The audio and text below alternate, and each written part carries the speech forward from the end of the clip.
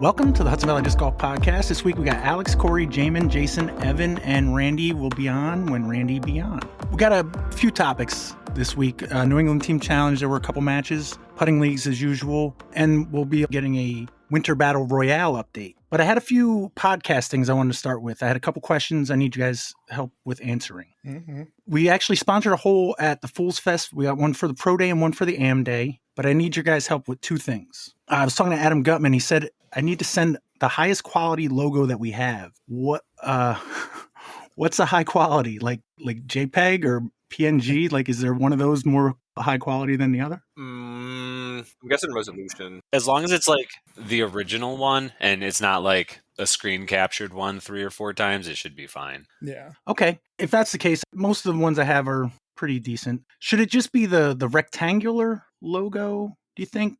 Or the one that's like the Facebook one? Any thoughts on that, or does it matter? If I'm thinking of the Facebook one, it's got the HVDG, and then below it says Hudson Valley Disc Golf. It's basically... I like that one. That one? I don't know what the other one is, but I do like that logo. The other one is just, if you scroll down to any of the episodes that I post, it's the one that's on there. Oh, I see what you mean. They're the same logo, it's just the orientation of the letters. I would say maybe the square one, just so that it doesn't get distorted on like a sign. I don't know if that's a thing, or if I don't have any experience with A, sponsoring a hole, or B, or producing the sponsorship sign. You know what I'll do is I'll send them both and say whichever one works better for you. Sure. Oh, there you go. Yeah. It could be a formatting issue. It's like this way you have two options. Yeah, both of them will probably work just fine. All right. Well, question 1. Boom. Nailed it. Okay. So my other question, the idea was to have the logo. It'll say like sponsored by the logo and then Patreon member. So I was trying to figure out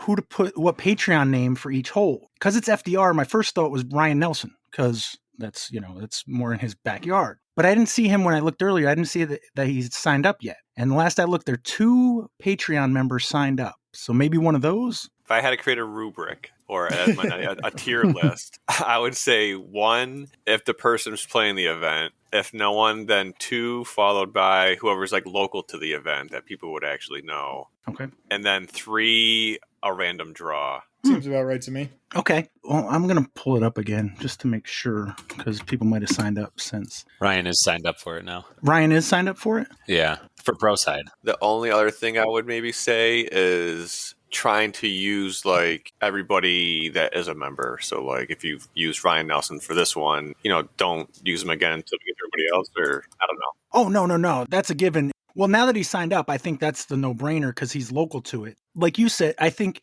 being signed up, that's a great one. And then 2 would be the tiebreaker with, if there's multiple people signed up, would be who's more local. Yeah. If you put like Alex Potts on like a Long Island Open, everyone's gonna be like, "Who the hell is Alex Potts?" Exactly. Hasn't even played anywhere south of Wilcox. I'm sorry. I threw underneath the bus, Alex. I forgot we've actually played like Warwick together. It's still true. It's applicable.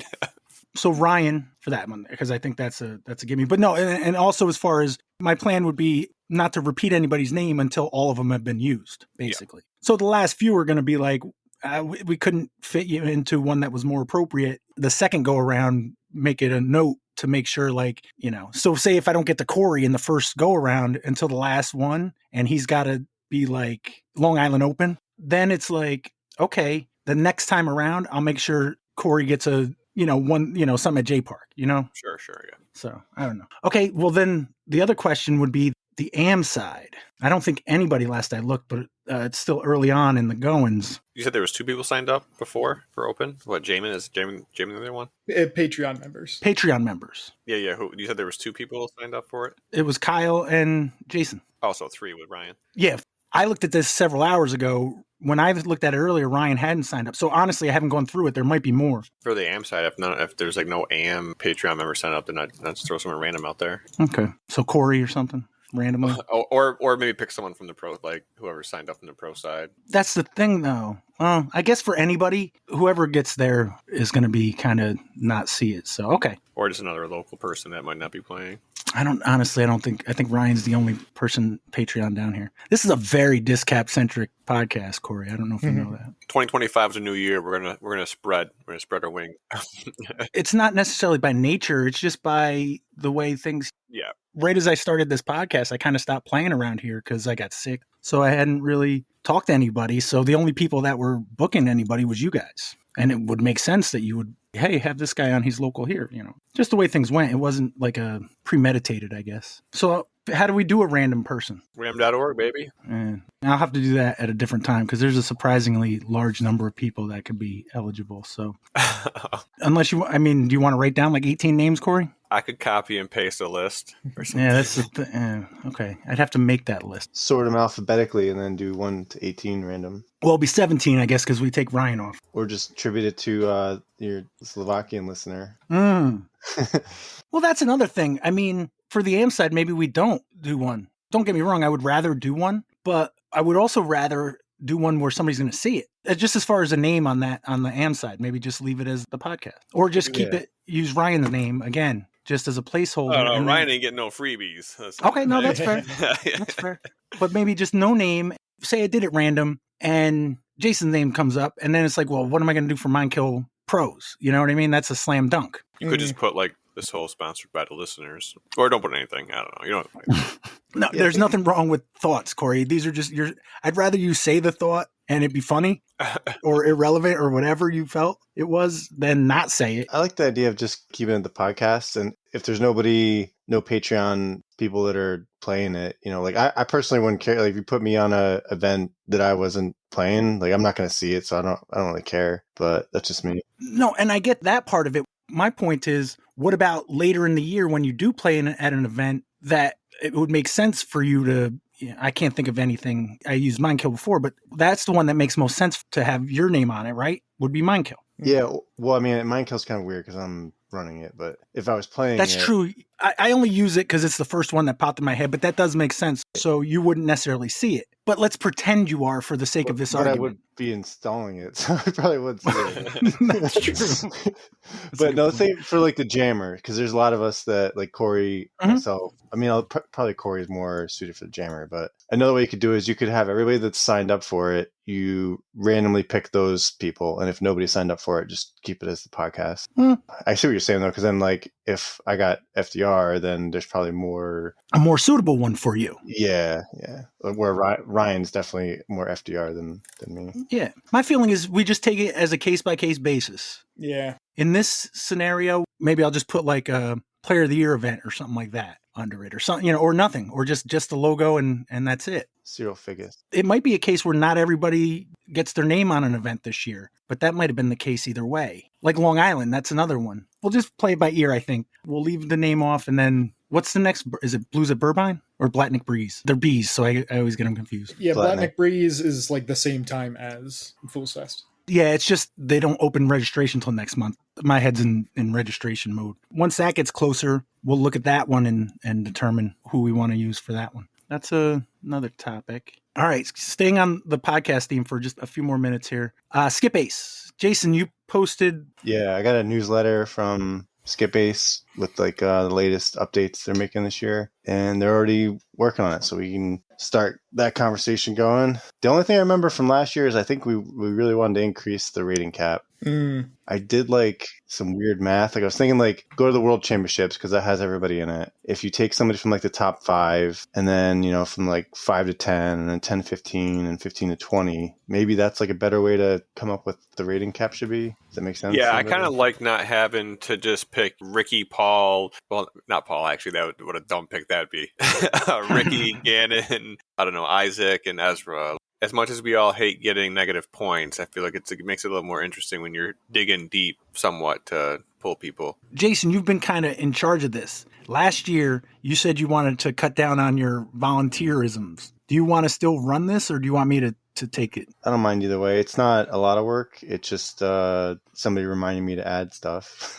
I don't mind doing it either. I kind of just do it whenever we record. Yeah. Well, do we want to do the paid league? It says $15. If we're talking about changing the points, because you want to do one setup for these big tournaments, but don't we want to lower the points for some of the local tournaments? I think we have to do the paid thing because we have custom events. Mm-hmm. I think that's why I have the star next to my name, is because I pay for the league so we can do that. Oh, okay. So we have been doing the paid league basically the last few years. I think in order to add like FDR and Mind Kill and stuff like that, which, actually it's coming up quick. So I guess my question is, can you change the rating cap per event? I think I can, yeah. Okay. It might get complicated because the local events would be tough because like a Mind Kill rating cap is going to be way different than any other local, like a Stony Kill or Jammer or something like that. Yeah, Stony Kill, you'd be lucky to find, 4 and 2 to pick as pros. And So that sounds like there's 3 tiers. There's like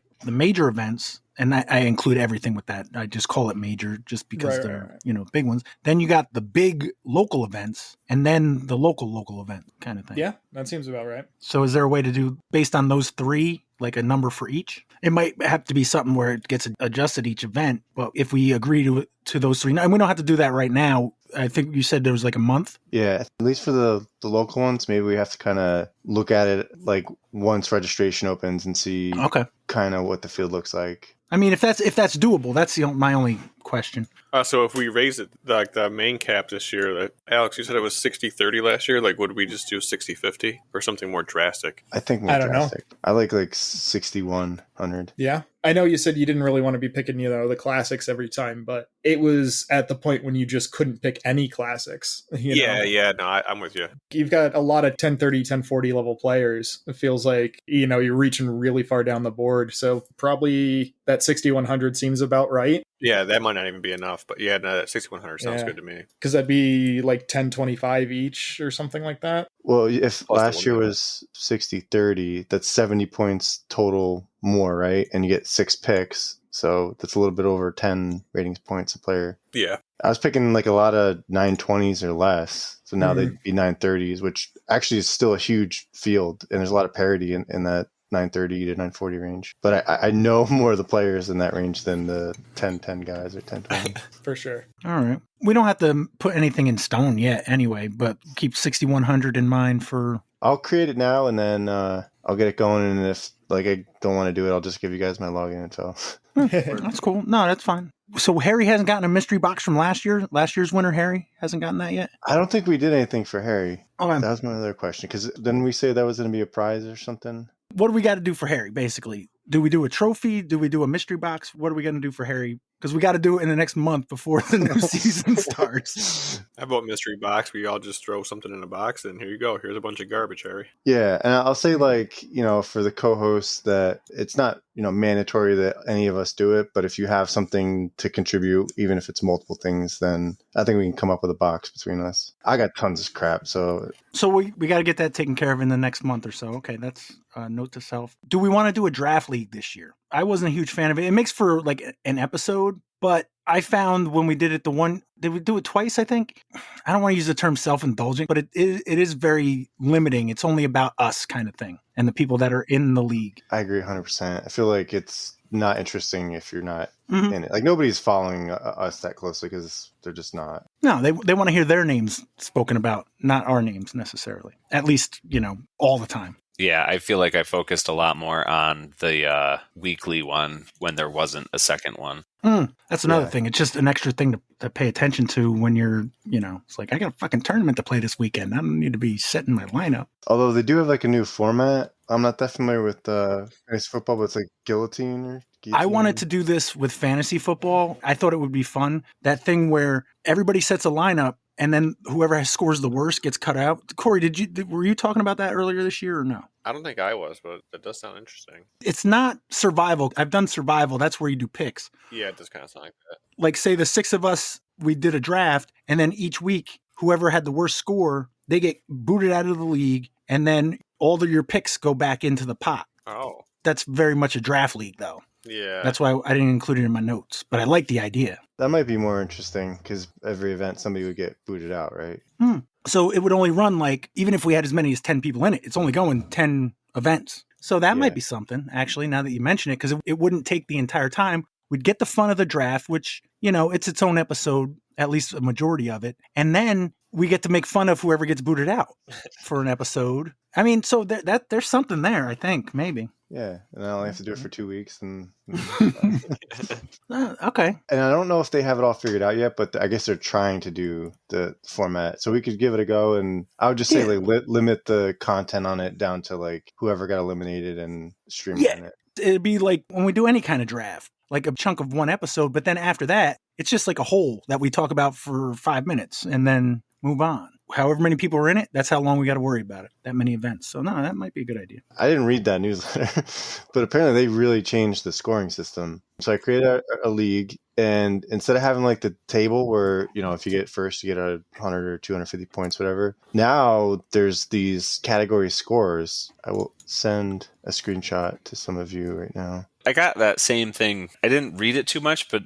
I just saw like the chart talking about birdie, ace, albatross. I wasn't sure if they were individual hole scores is what counts now, or I saw this, but it had a bunch of zeros in it. It wasn't like filled in. Probably because I wasn't signed in. I probably was looking at the free version. It starts at, with the free version is mostly zeros, and then I click on recommended to see. Oh, okay. And that's the ones they recommend. Yeah, so I think the main one is points per player's beat. So if 100 people are in MPO and you come in first, you're going to get 100 points. And it's 2 points for FPO. So I think like that's the main one. And then all the other stuff is just kind of bonuses. Although I guess if you get a lot of birdies, that adds up too. I like running with the defaults here and seeing what happens on both sides. I don't know enough to change it, so I kind of agree with that. Yeah. Like John V has probably put more thought into this than I have. But unless we want to do like some kind of crazy one-off thing where like somebody gets an ace, then they get more or something. It is kind of funny that an ace is worth less than a birdie, but I guess I would just I would say leave them as defaults. I'll share another one with some of the other categories below. Oh, there's more? Yeah. So there's 7 more than the first photo I sent. At least this changed the DNF penalty to just -50 instead of -250. I don't know. This is really new information because, like I said, I looked at it and there was a lot of zeros. So this is something we're going to have to figure out between now and then. Yeah, I mean, we'll go with the default recommended ones for now, but if anybody thinks we should change it, let me know in the next month. If between now and then we do somebody wants to do a deep dive and explain it, then yeah. Okay. And we're going to keep it 4 MPO, 2 FPO? I think so, yeah. Yeah. We can't customize it once the season starts, right? Like for a local event where nobody signs up for FPO, we can't do that, right? I think we can. Okay. I think we'll look at it local events on a case-by-case basis, or we'll just all pick Caitlin Clay and, move on, And I'm adding all the DGPT events currently up, right? And then Nice. do we add Fools Fest? Yep. So Fools I think Fest so, is yeah. up. I have a PDGA page for Mindkill, but the registration isn't open yet, but I can add that in. What's the number? I don't know. I was just seeing if you knew it off the top of your head because you're a nerd like that. So it was a test. Give me a month and I'll tell you. That's fair. 169-420. Nice. All right. One other thing, this is just weird, and I have to share it. Early on, this is way early on in the podcast, we did tags, and there's still there might be a few even out there. I don't even know if I have a tag, to be honest. But along with the tags, we went ahead and we did a disc golf scene page, the Hudson Valley Disc Golf Podcast Disc Golf Club. And I haven't thought about it in 4 or 5 years. But I got an email feedback to the Hudson Valley Disc Golf Podcast Disc Golf Club. It says, "My name is Chris Wirrett, WHIRRETT, owner at Disc Golf Store in Omaha, Nebraska. I was just wondering if you're helping put in any courses soon in New York. We have a new grant program providing funds for course projects that we're trying to row courses in the USA. Let me know if you can help out on a course." I think it's spam. I got a whole actual rant about this. Do you? I'm on like 10 different clubs and I got one for every single different club. Same. Eric Struna got one for the Free Smoke Tour, which is like our group of homies that play. So it's totally a scam. Well, I don't think it's a scam. I think it's Oh, spam. Yeah, I think it's discstore.com, which is a legitimate website, but I think it's misrepresenting a bunch of stuff and it pisses me off. I had looked into it a little bit to see what they were talking about, as did a couple other people who I know. They're like, yeah, we have a grant program where we give you, so much money to buy very specific products from us. And the products are their brand basket and their brand turf tee pads, which are incredibly overpriced, terrible. And like they're giving you enough money to pay for like 2.5 of what you need. And if you're doing a 9-hole course, that's absolutely nothing. And all you're left with is overpriced garbage and, I don't know, a discount. And that's the other part that really pisses me off is if you're running a for-profit business, you're not giving out grants, you're giving out discounts. That's like me buying blueberries for $2.50 at Hannaford and being like, oh, thanks for the grant, Hannaford. Sorry. It's just like, I hate when I feel lied to, and I felt lied to with that. If you look at their website, they compare the baskets to like Innova baskets. And I don't remember the other one, maybe DGA or something, but they're taking Innova's price from their website, which is for one individual basket, which is like $500. If you buy them for a course, they're significantly cheaper. And the whole thing is just really badly misrepresented. If you actually went through and used their products, you'd be paying a significant upcharge, even with the grant, for untested stuff and like just from what I can tell, cheap like Chinese imprint baskets. So there's my warning. Don't do it. Sorry. Dude, I got a Jaimen rant out of it. It is worth it. It was worth it to get that email. No, that's cool. I figured there was nothing to it, but I also felt if I don't at least mention it, you know what I mean? And that's what they're hoping for. So I'm actually glad that I'm always glad for a Jaimen rant. But any other comments on that? I assumed it was just spam, so I didn't even look into it any further. But Jaimen did what I wanted to do. I feel like was it the Saturday that we were playing, or was it? Probably. Yeah, I remember being at J Park when the email came through and being like, or maybe I was playing with Brian like the day after or something. I don't know. Eric Struna sent me a screenshot of the email like, hey, what do you think of this? And to me, it seemed like those posts you see where the guy shares a picture of the baskets and the cart, and he's like, I broke my arm and I can't play, and I'm giving these away. And I don't know. I told him, as a former bank teller, that's the kind of thing they teach you not to click on when you get an email. But I enjoyed Jaimen's perspective on it quite a bit. All right. One last thing as far as podcast stuff. We had some Facebook activity this week, and I had to make a comment. I didn't want to post because, again, I'm not a huge fan of posting. But, Evan, don't forget your towel. That was totally a Hitchhiker's Guide to the Galaxy reference and not a Towel-y reference.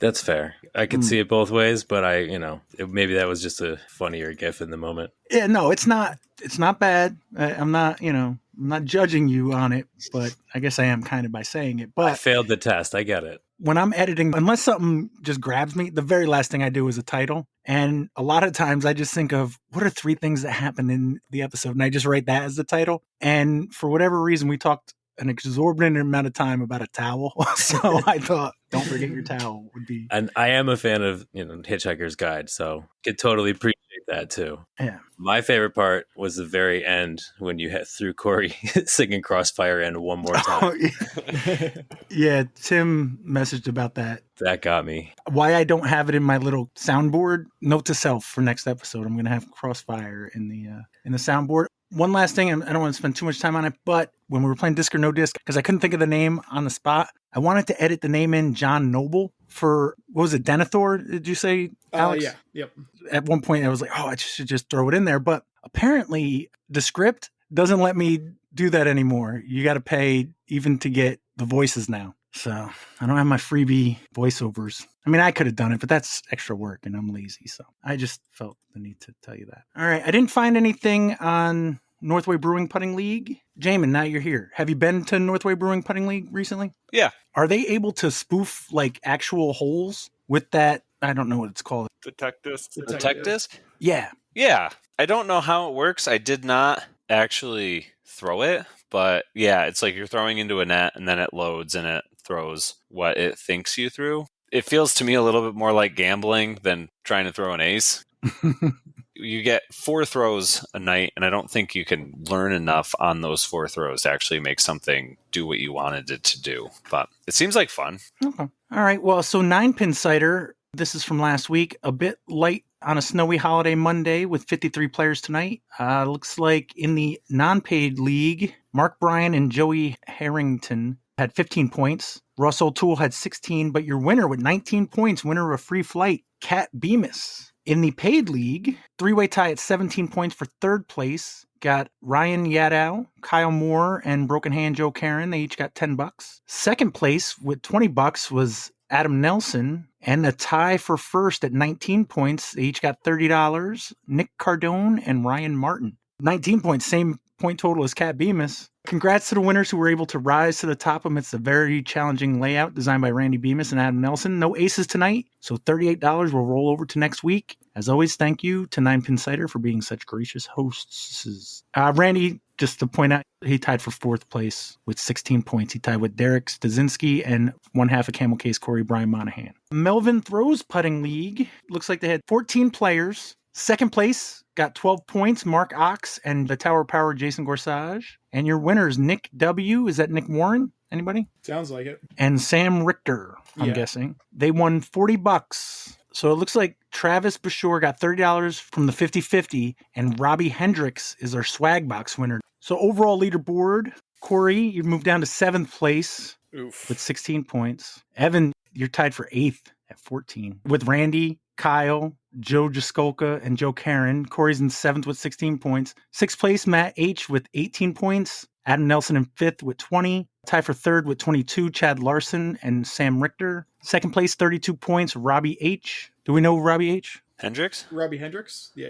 Quite possibly Robbie Hendricks with 32 points. And the Tower Power, Jason Gorsage with a 4-point lead at 36. Also could be Bobby Hallam, but I don't think he goes by Rob normally. It's got to be Robbie Hendricks. Yeah, no, it is. I'm like 99%. Yeah. All right. Those are your putting leagues. We got a Winter Battle Royale update. Evan, this could be your last update if things don't go the way you were wanting them to. How'd it go? That's correct. Brandon and I were playing a loser go home match on Saturday morning. Wait, is that a lose or go home match or a loser go home match? The loser goes home. This would be either of our second loss. So we played Saturday morning at Prospect Park. It was a beautiful morning, a little chilly, but really nice out. Got there around 10. Josh Lee came and spectated the round, and we had a pretty good match, good back and forth. I got up a couple holes early on Brandon. He got a back on me, though. At one point, I was 3 up after 8 holes, but he clawed those back from me. Just some tough breaks, and we came down to the 18th hole, tied, pushed on 18, which took it to a playoff. We went back to hole 1, and he just threw a great forehand and parked it. I took the right side, kind of the hyzer tunnel shot, had a good look, but did not make the putt, and he put it away. So unfortunately, I got knocked out by your nemesis, Brandan Cline. Really? Yep. It was a good match. I had it at one point, I thought,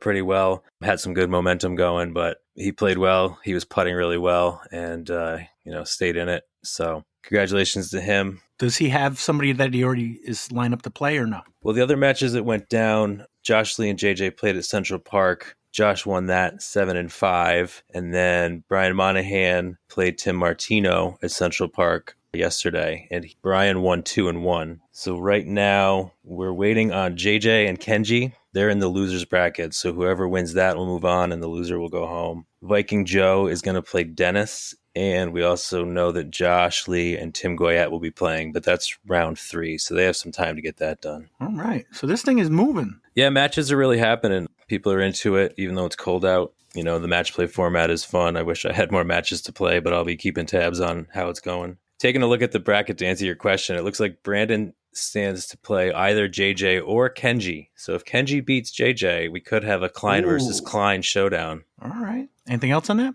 Nope. It's been a lot of fun and interested to see how it plays out. Now, are you going to continue to follow this as it progresses? Or you're out, so you're like, I don't care? I mean, I did ask them if they were going to kick me out of the group chat since I lost, but told them I'd keep talking about it if they let me in. So yeah, I'm going to keep an eye on it and might even go spectate some matches if I have the opportunity. Nice. All right. So we had 2 New England Team Challenge matches. They were both home matches. We're going to start with, not because Randy's not here, but because of the C pool. We don't talk D pool until we have to. We had the Dacey Owls at Discap. Is that correct? Yep. Okay, because Corey didn't know last week, so you said you're kind of getting over it, but how were you feeling on Saturday? Fine. I just have like a cough that's not really going anywhere. But besides that, nothing really bad. It's not like I'm feverish or anything. Able to be out in the cold and annoying weather all the time, so nothing too bad. We kind of briefly talked about it. I knew Alex had a 3-0 match. What were your records going into this one? Both of our records were 2-1 going into this. All right. Sounds like a tough home match. What were your thoughts, though? By the numbers, this team didn't scare me at all. We basically had them beat from top to bottom. A couple spots where it got kind of close in the ratings, but overall, nothing to worry about. I did start to get a little bit nervous just because I think it's been like 6 or 7 weeks in between matches, and that is plenty of time to overthink everything. That's really what I was doing, is I was just like thinking about every possible angle of everything and really putting too much thought into it. So I definitely made my life a little bit scarier than I needed to. But, this is a team that took first in finals last year, so I knew they had some fight. I knew they knew what they were doing with matchups and that kind of stuff. So I was nervous for some kind of intangible that I hadn't thought of yet to show up. So I came in as prepared as we possibly could be. First round matchups went well. I feel like we've got matchups figured out enough at home that there's not really any surprises that can happen unless the team is showing up with players that they didn't say they were going to or something like that. So matchups went well. I felt pretty good. Any thoughts to having Evan come out and write your whiteboard? Because I can't even see who's in the singles matches for disc captains. No, but maybe if Evan was interested in coming out and cleaning off Jeff's camera, that might help. Oh, okay, so it wasn't the handwriting, it was the... I mean, I'm not saying my handwriting's great, but I'm saying that I couldn't read it either. I didn't see it at first, but the minute you mentioned it, I do see the outline. It's very faint, but right in the middle, you see the Jeff outline. Okay. I stand corrected, Jaimen. I apologize. No, it's like I said, you're not wrong. My handwriting's not the best. I was writing this and crossing off people on my lists, and yeah, I looked at it yesterday too for my own results page that I keep, and I couldn't. You were there, and you had a hard time reading it. Granted, it's not a real problem. I just went outside and got the board that was in my car, but yeah. I looked at it. There's like shadows and like dropouts and stuff in there. It's pocket lint. But yeah, also, when it's 15 degrees out, expo markers do not work that well. Yeah. Jaimen, I'd be happy to help on both fronts if you need. I was going to say, this might be an opportunity, Jaimen, to get Evan to do some scribing. Yeah, we had breakfast. You can stay for lunch. You come out and write some stuff down. Anything to get a foot in the door with New England Team Challenge sounds cool to me. You got it, man. As far as matchups, who went out first? I think you went before Corey, if I'm reading this right. I might not. Yeah. So actually, out of the people on the podcast, I was out first. I was actually looking at it later to go, wow, I put myself out there pretty quickly. So when you say you put yourself out not as a response, but as a, hey, who's coming at me kind of thing? No, I matched myself against Rob. So Rob was out on the board. How'd that go? It went well. Rob is a super nice guy. That's one thing I can say about this entire team is like, holy crap, what a bunch of nice guys. Right? Yeah. So it was me, Koch, Rob Glass, and Jason Boucher, I think they said, on the same card. Rob, I think I had him somewhere in the 940s. He's a solid player, smooth drives, not a ton of distance, but you don't need that on J East. Just kind of staying in the middle as much as he could. Same with me. I was not doing anything too crazy, not getting a ton of wild birdies anywhere, but just kind of staying in the middle, staying out of bogey trouble. Our match really came down to putting. Towards the end of the match, he was saying, he's like, oh man, I got the yips. I don't know what to do. And he was not lying. He missed probably 4 15-foot putts. You could tell it was very uncharacteristic of him. He seems like a really steady player, and he was not doing the basics of putting that really would have kept him in the match. I feel like I wasn't playing well enough to really put him away with a few holes left. I felt like that's a match that really should have came down to the last hole, but he just couldn't get the putter into the basket, and so we finished a few holes early. Jason, did you play this week? Yeah, and I hadn't touched a disc since first tracks, so I told Jaimen kind of going in like, hey, I don't know how well I'm going to play because I'm just getting over a flu and haven't played in a while. So he actually put me out first, which might be the first time ever that's happened. Jaimen and Jason have a cold at the same time. All right. Just making a mental note. I'm sorry, Jason, continue. Yeah. So he had put me out first, because I guess I have kind of a higher standard deviation, not knowing how I'm going to play. And it worked out well. They, I think, tried to throw kind of a lamb at me, one of their lower rated players. worked out really well for me because I did kind of struggle at the start. I had a huge advantage ratings points wise on my opponent, but I ended up only beating him, I think, 3-1. So that was a good play with the matchups. I played with Harry Lehman. That was fun. And then round 2, Corey and I are still undefeated. Oh, because you'd only played like the first time recently, right? Together, I mean. Yeah, we're 2 for 2.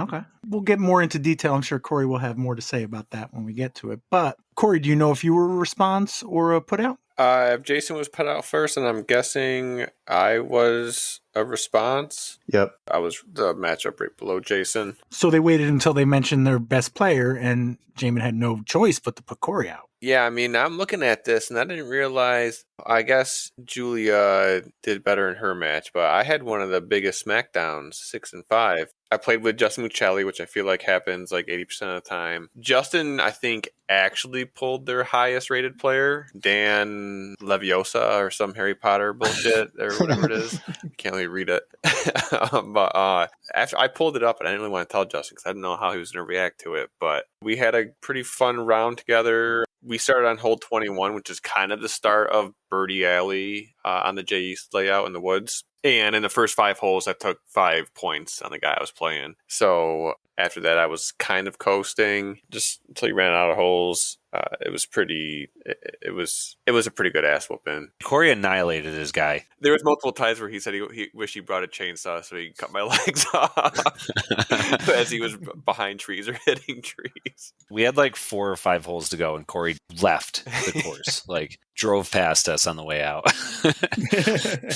My match was basically decided on hole 9. So like every hole after that gets you further away from the pavilion. And I think Justin was up like 2 with like 4 to go or some shit. So I'm like, if you guys want to take the card, I'm going to actually go back to the pavilion, check the fire that we had going, and then also run back to my house quick, get a disc for a guy that was on the other team that was in town, and check my wood stove. And I think I was still back before like any other cards got back. Once cards started coming in, like we didn't really hear of any losses. I think there was one loss that was in with Kenji, but like every match as people were coming in was just win. It started getting a little out of hand until we saw the final score 17-3 in the first round. Where's Dacey from? Is it Massachusetts? Outside of Boston? Yeah, South Boston, Foxborough area, I think, is kind of pretty close, borderland-ish. Not much comment on the spread, right? Anything that stood out, though? I took a gamble and made breakfast burritos for the first time. Those were yours? Yeah. Oh, shit. Yeah, it's the first meat that's been cooked in my house basically ever. There was meat in the... Oh, eggs, yeah. Never mind. No, there was sausage in them. Oh, there was? Yeah. Oh, shit. No, I thought they were tasted better for some reason.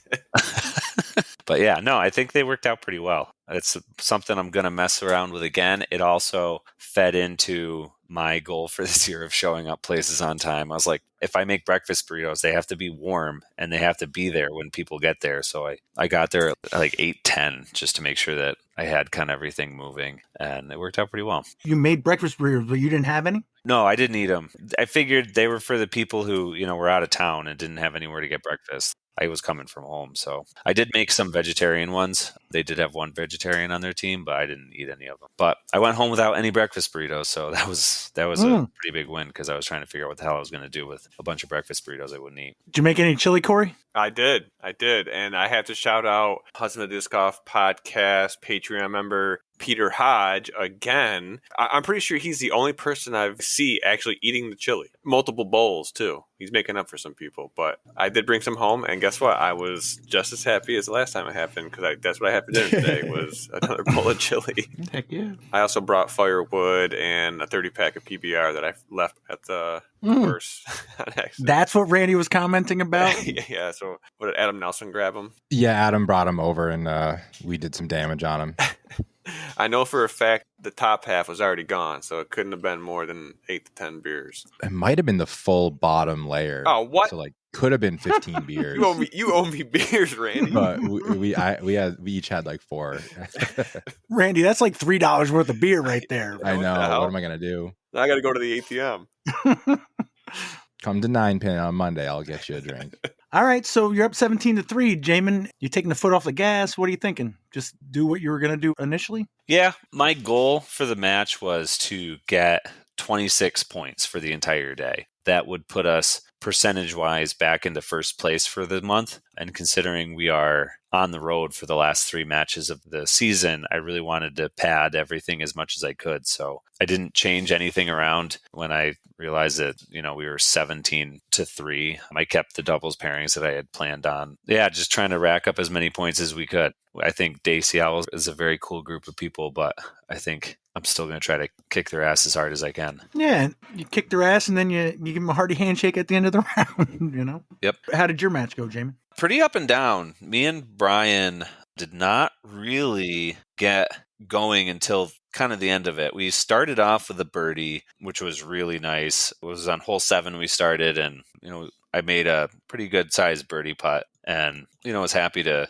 get that birdie. It kind of felt like I was taking one that I shouldn't have because we weren't close enough for a birdie really. But then after that, we kind of fell off a little bit and didn't really make a lot of the putts that we needed to make, and ended up going into hole 36 2 behind. So we were starting to go, oh shit, what's going to happen? We started on hole 7, so we had 36 and then 1 through 6 still. Plenty of time, but I attribute the turning point in a round being the porcupine that we saw in the tree on hole 36 that kind of pulled me at least out of kicking myself in the ass for not playing well thing that I was doing at the time. And we managed to par hole 36. They took a double bogey, just missing a couple putts that if you haven't played that hole, you're going to miss. And after that, just a couple more good putts and some good scrambles here and there, and we ended up winning the match by 2. So it was really nice to be able to, battle back and kind of keep our heads in the game long enough to give ourselves a chance to battle back and let them make their mistakes too. What were the 2 layouts that you played?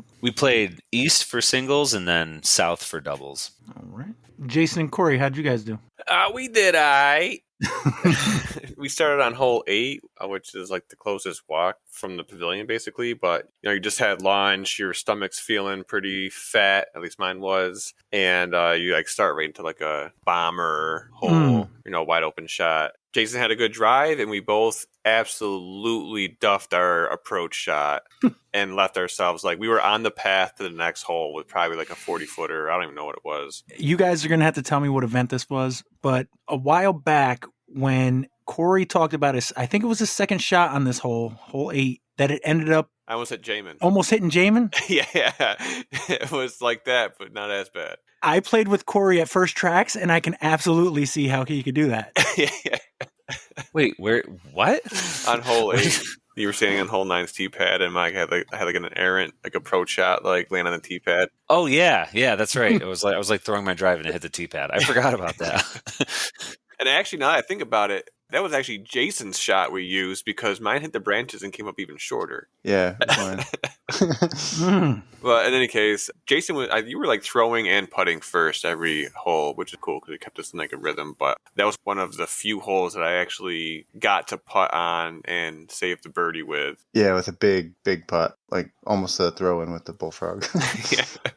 I don't know. After that, we weren't getting any bogeys, picked up a few birdies. We were kind of staying neck and neck with these other guys. I don't think we ever were behind, but I think at best we were tied for 1 hole until we got to the tough section of the course, 35 through the new holes on the 3 through 6 loop. They bogeyed 36. We saved a par. They bogeyed hole 3 across the road, and we got a par. So after that point, we only had a few holes left, and I don't know. I think we probably had a 5-stroke lead at that point. I really had it putted because Jason was just banging everything from within circle's edge. Did the time off help or hurt, Jason? Sounds like it helped. Well, round 1, it certainly didn't help.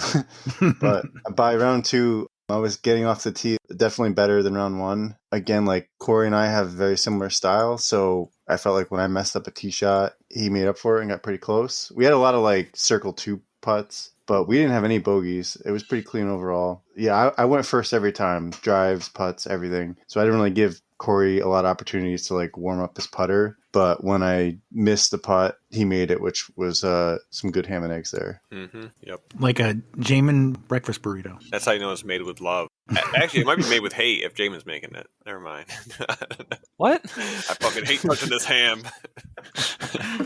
But no, yeah, so me and Jason, we played together twice so far, and I don't know if we put up the hot score last time, but it was funny as Dubs matches were coming in, like it was just a whole bunch of 51s. I think there was like a 4-way tie of us that all shot like the hot score of 51 until Joe, whose last name I can't remember, new acquisition Joe, second place, first tracks Joe. Firely. Yeah, that guy.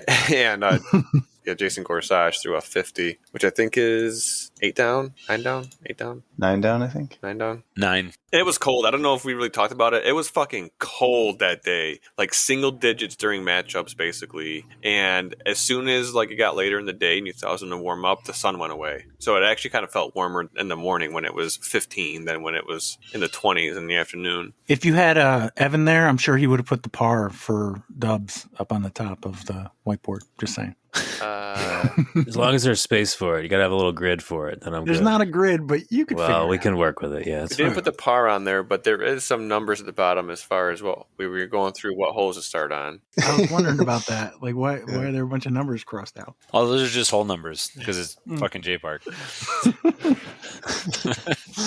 It's fair. Is that ever a concern? And this could go for New England or New York Team Challenge, where you can't just put two new players who are good players, but they don't necessarily know J Park. You can't put them on a card. Has that ever come up? Not at New England Team Challenge. I do lean into it at this point. It's like just as I'm like explaining the whole numbers, Eric Wilson is looking at me going, "What? Did you say 23?" So it's, it is what it is. I think it's funny. I've accepted that I'm never going to know the numbers, and I just like to fuck with the other team now with it. Well, I mean, I see 1, 7, 8, 9, 3, 33, 34, 31. So Yeah, that's the more like easy to follow one.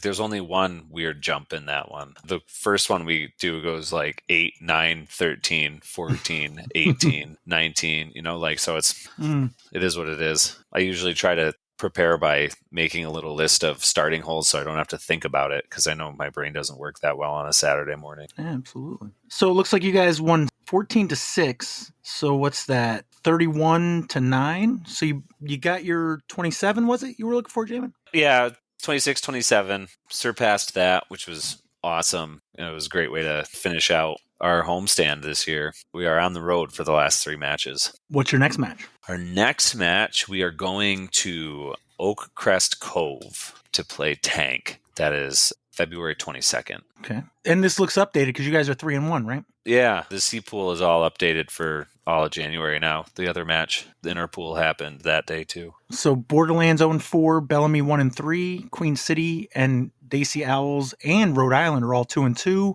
Devil's Grove, Tank, and Discap are all 3-1. Yep. And you guys are at Tank, the 22nd? Yep. What's the early thoughts on that one? Tank is a powerhouse. They are they are a really strong team. I'm interested to see how they play. I'm kind of trying to dive into their matchups this week, see if I can figure out, who threw out first, all that kind of stuff, and see just, what I can garner from that. But this is going to be hands down our hardest match of the year. So got to kind of look and see what's worth doing in that match. If, we might want to just focus on getting as many points as we can, or, we might see, oh, wait, there is this like really glaring issue that they have with their matchup. So we might be able to exploit, squeak out a win. But it'll be interesting. This is definitely going to be our biggest challenge. Who did they lose to? Was it Devil's Grove, I'm guessing? Yep. They lost away at Devil's Grove, which, and even that was only by, I think, 2 points. All right. There's 3 matches to go? Yep. Who are your picks for finals as things stand right now? My finals lineup is looking like Tank, Devil's Grove, Discap, Rhode Island. Okay. So that's how it stands right now. I mean, there's a 3-way tie at 4th, but Rhode Island has the best percentage points. So yeah, I actually sat down today and looked at the last 3 February, March neutral matches, and that's what I think it's going to be at the end. That's how I think everything will shake out. There's certainly 3 or 4 toss-up matches in there that could go either way, but I think in general, that looks like the most likely scenario. It's been an interesting season. There's certainly been some upsets that we weren't expecting. This month actually had 2 of them. Bellamy lost at home to Devil's Grove, which I was not expecting. They kind of got blown out 27.5 to 14.5. Bellamy is a stronger team than they've been putting on, so I don't know what's going on there, but they lost. And then Rhode Island went to Borderlands Borderland and beat them. And so Borderland they seem to be kind of in a tailspin. They're 0-4 now with 2 home losses. I don't wish I was ever in that situation. So, Jason, you got to get going? Yeah, I'm going to jump off. Look forward to listening to this Friday and talk to you guys next week. See you. Awesome. Thanks, man. All right, so our other match was in the D pool. We had the Maple Hill Diamonds at the Stony Killers. How'd that go, Alex? Going into it, I was a little bit nervous. I knew the Diamonds were a very good team. I believe they've been flying up from the play-in pool. I assume they started in the play-in pool, but I think they moved up pretty much every year. And the numbers, really supported that. We had a couple of really high-level players. We talked about Justin Chu, who is like 990 something rated. They also picked up Cook. I'm blanking on his last name because he wasn't on the roster at first. They picked him up really recently, but he was also supposedly like 1008 rated. So we knew going in, even though we were at Stony Kill, it was going to be an uphill battle. I still had some pretty good confidence. We're at home. We're a strong home team, but Stony Kill is not the same level of home course advantage as something like J Park.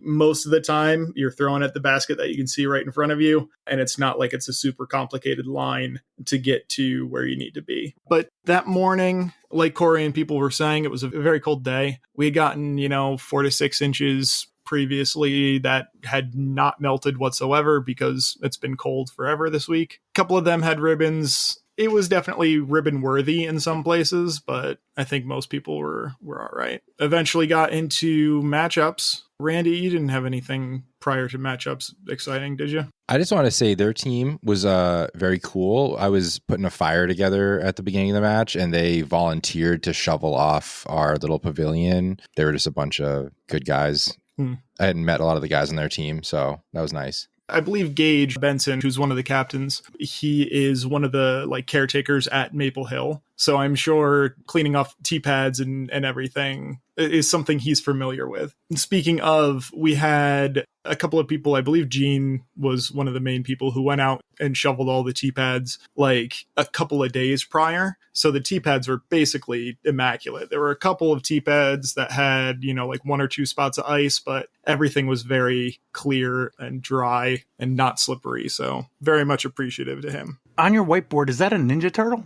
I'm going to let Randy explain that one because I still don't get it. All right. So I used an AI generator, and I basically typed in humanoid Kermit the Frog with a muscular body sitting in a pine forest holding a giant diamond. That's exactly what it looks like. Yep. And I got about 50 tries to get things that were normal. And resulted with that.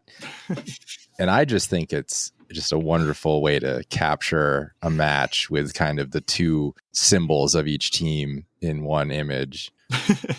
What was muscular Kermit the Frog? I get the trees in the background because actually that kind of looks. It looks like Hole 1-ish, where it's the tunnel and the diamonds because they're the diamonds. Where does the humanoid muscular Kermit the Frog come in? Well, I'm not gonna do string bean. Boring Kermit the Frog. Oh, that's not a Ninja Turtle? Oh, because the Hole 17. Kermit is our mascot. It's on all of our gear. Yeah, all Kermit is our guy. It is not muscular by any stretch, though. He's also not a killer, so, you got to hybridize these things somehow. It's very far away, but are those sunglasses, too? Like shades? No, I think it's just how the Kermit eyes look. Okay, creepy, murdery cool. Kermit eyes. Yeah, no, I dig it. Yeah. I'm sorry that I totally spaced out on the Kermit the Frog, but he's very muscular and intimidating, so I understand why I was hesitant. Speaking of, we need to upgrade Kermit. The one that's out there has seen better days. So going through matchups, we had Tom Oldfather in town, so we got him on the squad. I don't know where he lives currently. I probably should know that. Pennsylvania sounds about right. Far enough away that he's not able to make most matches. So we had the roster move to sneak him on for this round. They were running a little bit light. They had 17-2. There was even a question they might have had 17-1, which would have been rough, but they were able to grab their second lady. to fill in that slot. So what's the minimum? So the minimum is 18 total with at least 2 ladies. Okay, so they got the minimum. I had 3 in my head for some reason. For New York, it is 3, but for New England, it's 2. Yeah, going down matchups, things felt okay. Looking at the numbers, it's never going to be perfect. But, as we started to get down there, things seemed to be all right. We saved the ladies to the last, and it turned out that I had the wrong rating for one of them, which is unfortunate because that kind of screwed up our ratings. Kat had it right. I did not have it right. That's how it goes sometimes. And you guys were both 3-0 going into this? Yeah, both 3-0 going into it. So, we knew it was going to be a tough matchup. There was nothing you can do about that. Of your 3 wins, how many were at home? How many on the road? We were 1 at home and 2 on the road for our And they wins. were 2-1, 2 home, 1 away. okay. So that's pretty good for you guys. 2 on the road. 2 wins on the road is great. There's no denying that. So I ended up with Joe Jelly on my card. I was playing against Nick, and he was playing against JD. I was a blind throw, and Joe was a response. Going into it, we were kind of thinking that Joe would probably have a better matchup than I would. But, as things started to get through, I was struggling putting. Joe was struggling to get off the tee, and we just started bleeding points. Eventually, we started to clean things up. We lost a disc on the first hole and a disc on the second hole. And we started to be a little bit worried because only one of us had ribbons, and we really didn't want to spend the entire time looking for discs. We sent out a bunch of spotters after that where we didn't have to spend a bunch of time searching. But I was struggling putting, just started bleeding points, got a few back, worked my way back towards the end, but wasn't able to capitalize on a couple of his mistakes. Missed 20 footers, missed 15 footers. That would have put me up by a few. So that's always rough, but it's how it goes. And Joe Jelly was having some struggles as well. So we came in with 2 losses, which was, not ideal. But as we were going down there, we knew we were at home. We knew things could turn up. Things could end up being a little bit better. We were the first ones in, so obviously we have a ton of time to just wait and stress about what the results are. So I did my best to distract myself from that. Randy, what about you? So I played this guy, Blake. All right, let me dial this back. So remember when I did a bad thing in trivia last week and Alex decided to punish me? So we're walking out to hole 15 and I realized that I'm headed there because of last week. So we get out there and I tell our opponents that, we're starting this hole because I blew it in trivia and this is the furthest hole and the longest walk. And, sorry for that. But hole 15, in my opinion, is a good starting hole. It's not a must birdie. It's a very hard birdie and it has some trickiness. So someone who's not used to the hole can totally mess it up and a par could potentially take it. Stuff got wild for Tyler and his opponent, and then me and Blake, I think, just kind of had routine pars. And then next hole, I threw a great tee shot. Blake hit almost first available. He got himself to 60 feet from there and then just absolutely drained it. And I, had a few trees in the way and had an easy par, but I knew this guy was going to be pretty dialed. He played really well, but I just happened to have a day where I couldn't really miss a putt. I think I might have missed 1 putt inside the circle the whole round. And I was just able to put together a good, clean round at Stony and was able to take that down, which is my first singles win on the Stony Killers this year, which felt good. Heck yeah. Did you mention you played with Tyler? I did. Yeah, I played with Tyler. He was on Dayquil. He, at 6 a.m., was kind of asking if he had to go or not, which he did have to. He just took some Dayquil and powered through. And I don't think you would have known he wasn't feeling well because he played real well. So you guys won both your matches. So right now we're tied. Mm-hmm. Mm-hmm. I want to get some people's opinions on ribbons. So one of the guys we were playing against ribboned his go-to long putt disc and upshot disc. Any thoughts on having a ribbon on the disc you're trying to put in the basket? I might not be the person to answer this. My initial thought is it sounds like it might not be a negative, but I don't know. Yeah, so it never worked in his favor, but every time he would go, I'm saying 40 footers, not even throws. I was thinking, a ribbon might catch the chains and keep your disc in potentially. I never saw that happen, but 2 different times he threw a shot that was kind of headed toward the chains and the ribbon caught against a tree and slowed it down and may have prevented it from going in. So I think that day it was a positive, but overall I'm not sure if I would want a ribbon on, the disc I'm trying to put in the basket. Yeah, it certainly seems like at the slower speeds, whatever effect a ribbon would have would be, exacerbated. Yeah. I feel like I wouldn't want it. I think you can be more aggressive with a ribbon on, though, from like that 40 to 60 feet, because it's not going to zoom past, maybe. Like it's going to decelerate it at the end. So it was just kind of interesting. Yeah. It might keep it more true to the line that it's on. But if it's not on the right line, it doesn't matter anyway. And if it does help you, you probably picked the wrong disc to start with. I say that not considering what you're saying as far as like it could get caught up in the chains and that kind of thing. That is a definite consideration. But Corey, what are your thoughts on that? If you want to putt with a disc with a ribbon on, go for it. Now, if the ribbon gets caught up in the chain somehow and pulls the disc back in, what are your thoughts then? You get one time. After that, no more ribbons on your disc when you're putting. Jamin, any thoughts? I feel like a ribbon would act like a little bit like a rudder, but I don't really see much of it. All right, so you guys are down 10.5 to 8.5. And yeah, I know you guys were home. Anything special about the spread? I don't think there was anything too fancy. Did your mom make cookies? Yep, classic cookies, peanut butter cookies this time. Those are my favorites. Randy, anything spread-wise or no? It's weird to toot your own horn. That's fair. We always reach out to the other team about dietary restrictions, or whether it's just vegetarian or allergies, whatever. And they were like, no, nothing. So I did sausage and peppers instead of curry because I could do something with meat in it, which is honestly kind of easier when you just chuck stuff in a slow cooker. So like my sausage and peppers on the mac and cheese, oh my God, so good. Highly recommend that option. Yeah. All right, so you're down to Alex. What's the thought going into round 2? Doubles. Yeah, so first thought is they've got 10.5 points. We got to get 11. So let's figure out how to get 11 points. There's an odd number of players, 19 total players, which means there's either going to be a singles or a triples. What did you want? We ended up deciding we wanted to go singles.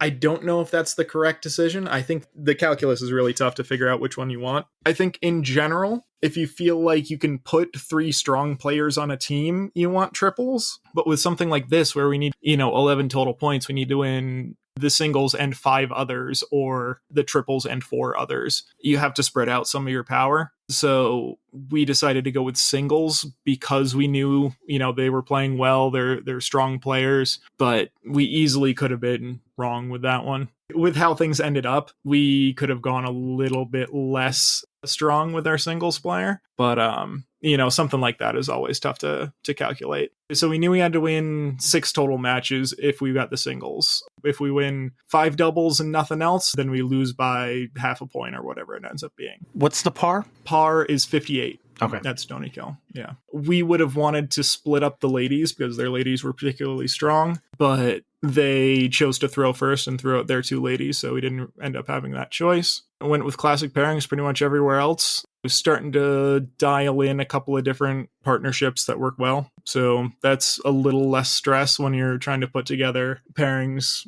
on the fly. But there's only so much you can do. They have Amy and Colleen. You say they're a really strong women's match? Yeah, I believe Colleen was either a Masters champion or something like that, 930-ish at one point. I don't think she's 930 currently, but very strong player, especially for a lady in Team Challenge. We had Kat and Mindy being my mom. The matchup ended up being pretty tight. They took them to a playoff, which is, super impressive. Ended up losing that playoff. I don't remember how many holes, and it's not written down here, but they didn't win, but they pushed them to a playoff. However, whether that was 1 or 18 holes, that's still pretty impressive. Yeah, for sure. From putting champion Kat Bemis, who Randy wasn't here when we mentioned it earlier. 9-pin putting champion. You played with Sam R. Wait. Is that the Sam R from Melvin Throws Putting League? That would be that Sam R. Yes. Oh, how'd that go? I love playing with Sam. Sam's a great guy. Super fun to play with. Both of us were a little bit off, though. And, playing in 6 inches of snow is always going to throw somebody off. But, yeah, we started off and took a 6 on hole 10. And, that is just not how either of us play, we just really struggled to get everything in there. Can you repeat that? Did you say you took a 6 on hole 10? That is correct. That's your hole, man. I know. Like, I'm supposed to be able to get a 3 on this hole playing singles, and we took a really high number. Did you lose any discs? No lost discs. I came close to losing a disc. So going off of what I knew from the round 1, like every disc I threw was flying shorter than I thought it would. So my second shot on hole 10, I decided to disc up and go for a little bit more power. Rolled my wrist, threw it from like 350 feet off the tee to about 60 feet from hole 14's basket. That's the one on the hill? Yeah, that's the one where you're going like way up the hill towards the end. But that was past 10's basket, past 13's tee, and then another 100 feet. And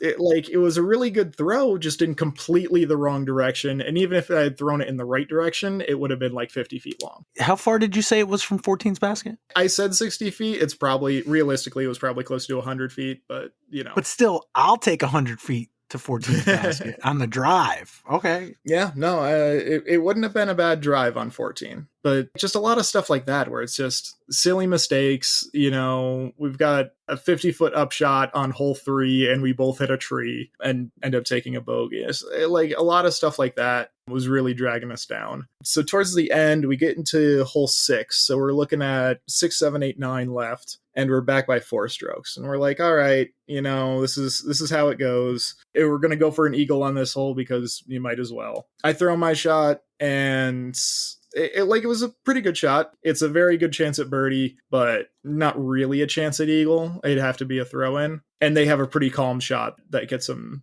in reasonable birdie chance range, but not a guarantee. So we do end up taking mine. Sam's was, safe, but mine was a little bit closer. So we step up and we're, a little bit awkward footing. We're just across the river, the little stream river that goes through it. And Sam throws, he's nice and close. So I might as well, go for the throw in. On the drive, you're across the river? Yeah, so I go for it and I get it. And there's a big old upturned root in my way. So I can't really see it until I, extract myself from the logs and stuff. As I step out, I see it crashes in a chain. So we got an eagle and we're super excited about it. They're set up for a par. So that's a potential 2-stroke swing right there. And don't they just step up and nail a 60-foot putt for birdie to take all the wind out of our sails? We only get 1 stroke back. We're still back 3 with 3 left, and you can't fault them because they were doing stuff like that the whole day where they were hitting 60-foot putts. Like they got 14, 15, 16 all as birdies. So it's not like they just had a lucky shot. They've been playing this whole round. They've been playing, and it sort of felt like they were playing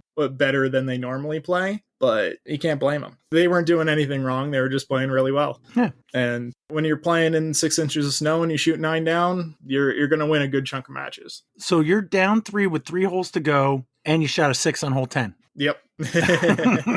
Yeah, no, that was rough. But we ended up getting 1 back on them, I want to say on hole 7, but it didn't really matter. We still ended up losing by 2. And I strategically put the singles match on our card because then by the time I get back, I won't have time to stress about the board because I'll probably be one of the last ones in. Randy, there you go. That's a little piece that you could take to New York Team Challenge. If you stress, put yourself on the last card or one of the last cards to come in. That's smart. No. I'll remember that. Yeah, and the whole time Alden's shooting lights out. Alden is the person we put in as our singles. Alden shot 8 down, so he beat us. We shot 7 down. We knew we could do better, and we're getting beat by the singles on our own team. So it's like, well, if we had switched things around a little bit, maybe we could have gotten there. But it's one of those things where just everything was feeling not quite right and ended up as a loss for us there. All right. Randy, and you played with Tyler Calzada? Mm-hmm. Pretty much like always. It went well. Started on hole 15 again. Thanks, Alex. I'd like to point out, he only mentioned it. He would do it once. He didn't say the whole day, but... Why was that again, Randy? Why did he make you do that? I got one thing wrong my whole life, and I'm punished for it.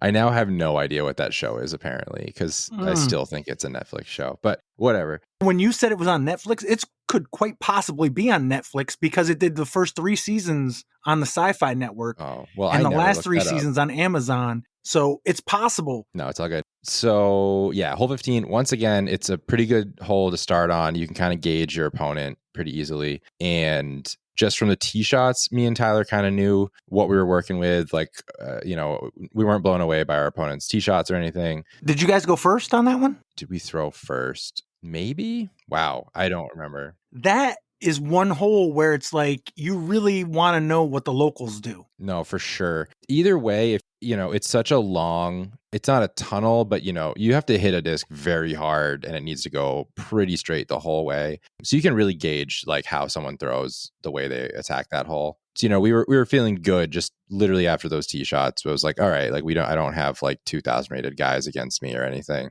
And then they just chuck it in from like 100 feet, like right next to the drop zone tree. They just like throw it in and it's just like, oh, cool. So we start down one. And then I think we pretty quickly chipped away at them. By the time we'd gotten through hole 18, I think we were like up 2. And then we just kind of coasted. Me and Tyler definitely have this problem. I don't think it's backfired yet, but we definitely don't play really well when we have an opponent that we think is not better than us. So we kind of just maintain that 2-stroke lead. And I don't know how it works, but like we didn't do anything cool the whole round. Like we just threw okay tee shots and once in a while got birdies and like never made a big putt, never had a throw in. It was just one of those rounds. It's like just good enough. Like we just maintain our lead and like finish it off strong and that was it. You did your business. Yeah, it's like I have no real highlights to talk about. Tyler definitely hit a few gaps. Like we definitely scrambled a few times. Like, it wasn't like the easiest round ever, but we were never really putting for a difficult par. Like I don't think we ever made a putt outside of like 25 feet, and we just kind of get our score down and move on with our day. I don't know, kind of a weird thing that we've definitely done a few times. I think just maybe unfortunately we've ended up drawing the other team's maybe weakest doubles opponent a few times. But I guess that's flattering for me and Tyler. So what you're saying is you play down to your opponent? No, I'm teasing. Yeah, no, I mean, yes, that is what we do. And so far, it just hasn't backfired. We aren't like team run it in that scenario. Like one of us is maybe going to give it a half go to make sure we just lock down our par kind of thing. Yeah, you play smart. Alex, it looks like you posted, what hole is this again? This is hole 6 at Stony Kill. Wow, that has a lot of cut down trees. Yeah, it's rough. The picture I just sent was from after we had cleared out a lot of the stuff that had gotten knocked down by the storms. Are your heights accurate in this scenario? Vaguely. They were behind that upturned log and they had a step out around it. They didn't really have a direct putt at it. All right, and how's your right leg? It looks really short. No, that's because it's in the logs. Oh, okay. Dude, you got to cross that little creek on your drive. Yeah. That's pretty fancy schmancy. Yeah, it's with all the trees down, it's starting to get eagled a lot more. Even before the trees coming down, it was probably one of the more eagled holes on the course. But from that spot, that was a heck of a throw-in. So I'm proud of that one. If I'm sitting there by myself for birdie, I'm probably going to get the par. Yeah, All yeah. right. Nice. And you made that putt? Yeah, like half throw, half putt type of thing, yeah. Heck yeah. All right, so from what we know, Alden got a point, Tyler and Randy got 2 points, and you guys lost, so it's 3-2. How did the rest of it go? Not great.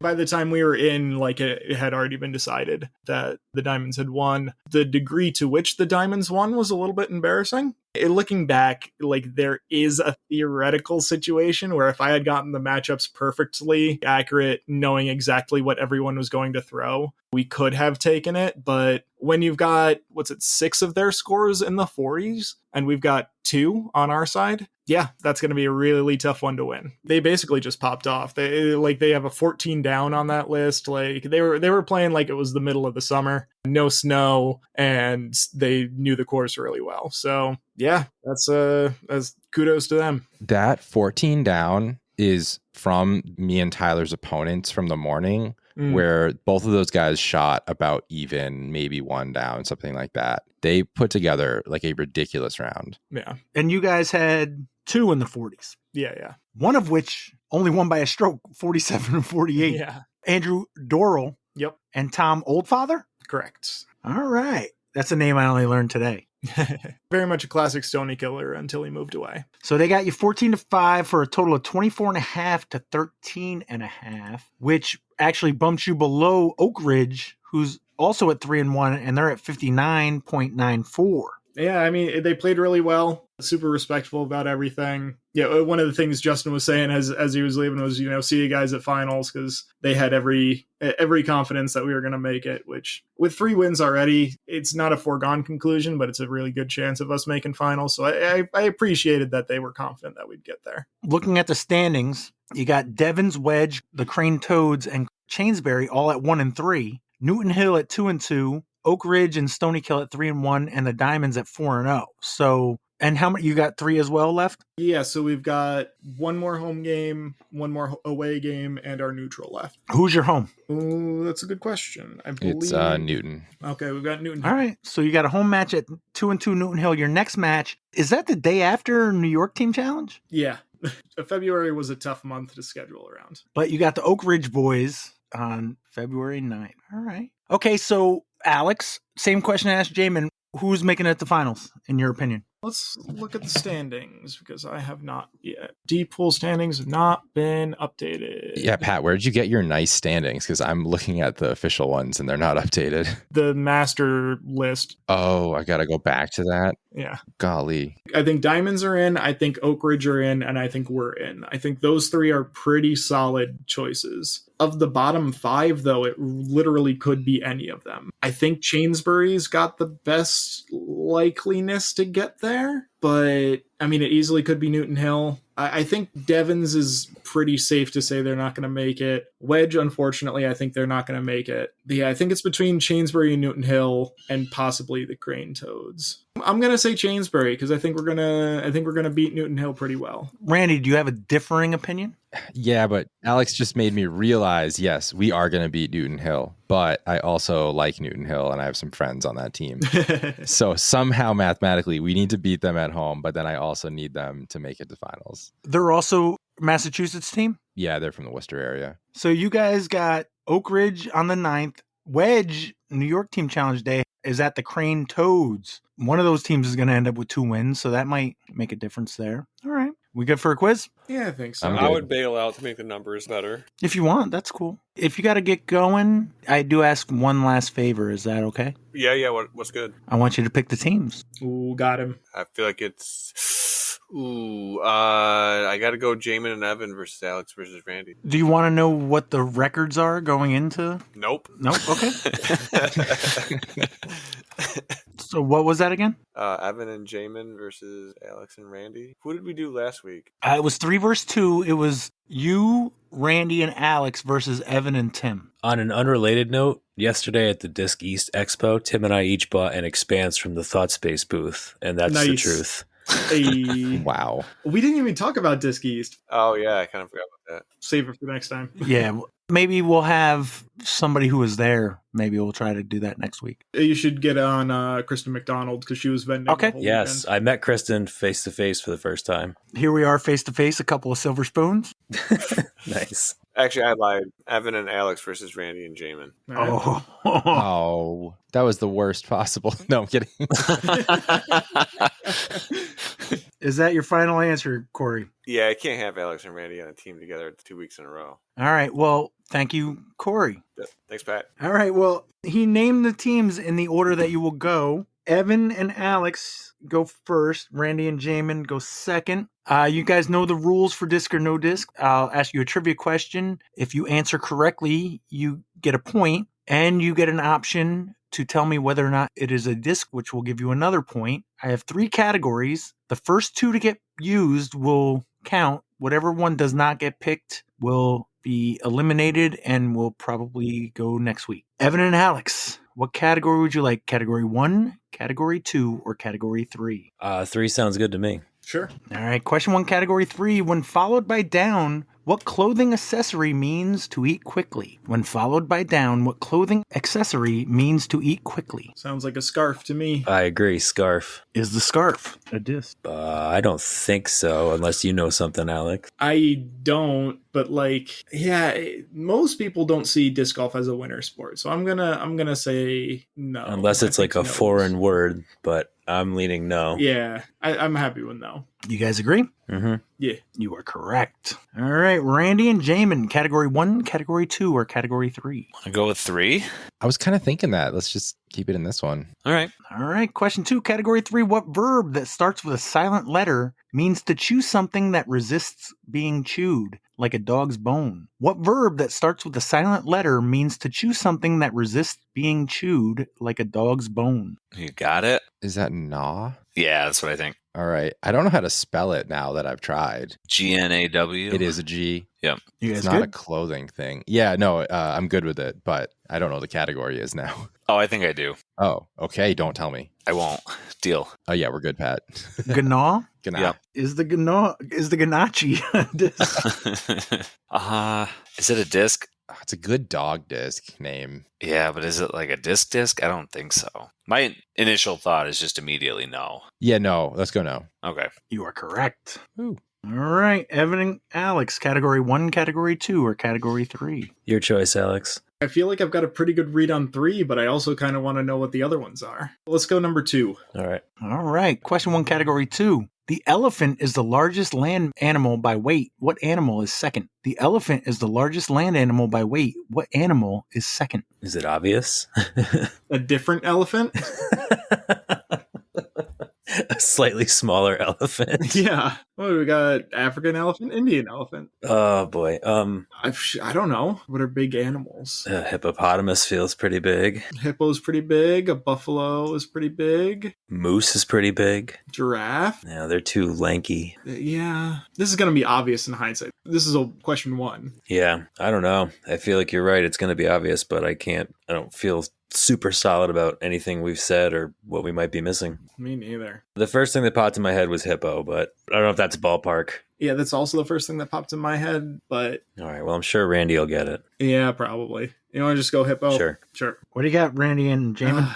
Rhinoceros? Yeah, that's what I was thinking. Right now, Maybe a rhino. I'm sure he'll let us clarify if we use the wrong one. Start off big with rhinoceros. Yeah. All right. Is the rhino a disc? Yes. Mm-hmm. Nice thumb track. RHYNO. Innova Champion Discs, November 9th, 1998. Why'd they spell it like that? I have no idea. But every once in a while, I try to sneak in one of the ones that I've not used that are so obvious that why didn't I use it? All right. That was a steal, though. Randy and Jaimen, category 2 or category 3. You guys never picked category 2. I just noticed it. That's why I thought this was funny this week. Randy and Jaimen, category 2 or category 3. Category 1 will be used at a later date. Do you want to be like strategic and like avoid the potential animal category and see if we can steal it from them? Sure.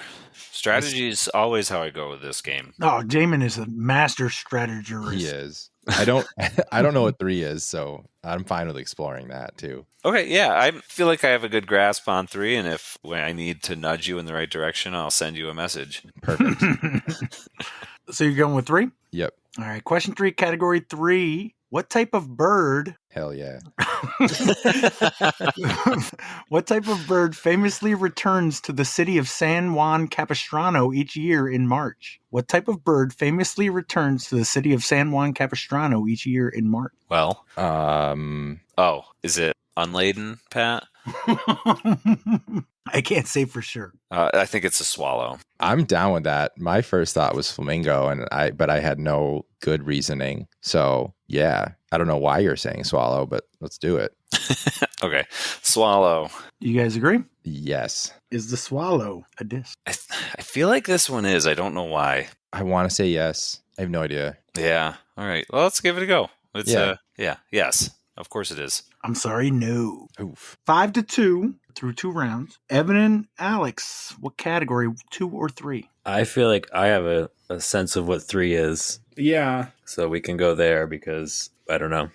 But it's also question 4, so I think we'll be all all right, right. let's go. Let's do it. Question 4, category 3. Mm. What 4-letter synonym for occlusion describes the relationship between the upper and lower teeth with your mouth shut? What 4-letter synonym for occlusion describes the relationship between upper and lower teeth with your mouth shut? I don't want to overthink it, but is it just bite? I'm pretty sure Like it's bite. overbite, 'cause, like, underbite? yeah. Yeah. Exactly. Okay. If it's not bite, I'll be surprised. I also know the bite is a disc. I don't know if it's a PDGA approved disc. We're about to find out, maybe. Yeah, let's go with bite. You go with bite? Yeah. Is the bite a disc? It's a dynamic disc dog disc, but I don't know if that's PDGA approved or not. The game's not called PDGA approved disc or not PDGA approved disc. So Well, technically it is. Well, 'cause I use the technically. PDGA website. I know you if do. it's- all right, fine.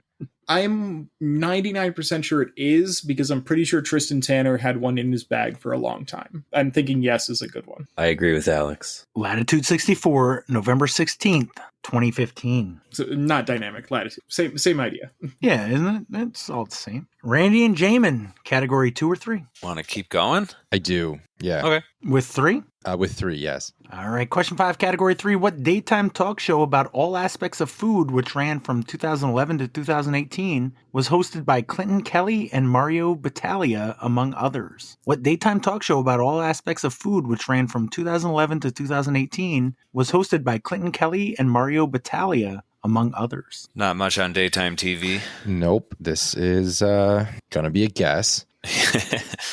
It could be like anything. It could basically be, yeah. How you feeling about the word chew? Chew, I like that. Like, Yeah. because they're probably going to be talking about stuff chewing over. Mm-hmm. I like it. It's a shot in the dark, but I like it. Yeah, right. I'm not coming up with anything better. I can say that much. We're gonna go with chew. You go with that, Jaimen? Yep. Is the chew a disc? Nice. Let's go. Good job, Randy. But is the chew a disc? I don't think it's a disc. I still think it's like a dog disc, but I have no idea. I knew bite was, so I don't know. We can go no. That's fine. Yeah, I can't. Yeah, I say no. But if I'm you want good to with say that. yes, okay. I don't want my dog to chew the disc. Right. So we're going no? We're going no. You are correct. Yes. Nice. All right. I got 7-4. Yep. Evan and Alex, category 2 or category 3? One question left in category 3. Yeah, now I feel like we want to go to 2. All right. Category 2. Yeah. All right. Question 2, category 2. In what 1996 comedy does Woody Harrelson take an Amish bowling prodigy under his wing? In what 1996 comedy does Woody Harrelson take an Amish bowling prodigy under his wing? I know this one. I'm glad because I have no clue. Oh, well, then you should go watch this as soon as possible because the movie Kingpin is hilarious. Okay, I believe it. You guys agree? Yeah. Is the Kingpin a disc? Oh, this is a good category. Oh, it's Evan's category, isn't it? I don't know. Is the Kingpin a disc? It doesn't feel like a good disc name. Are there any like mafia themed disc names? Is that a thing for any company? None that I know of. I feel like it is a good disc name, and I want to say yes, but You feel more strongly about it than I do then. So I'm happy with going yes. yeah, I think yes. All right, let's do it. I'm sorry, no. Ah, well. All right. Randy and Jaimen, category 2 or 3? Jaimen, do you know what 2 is? No.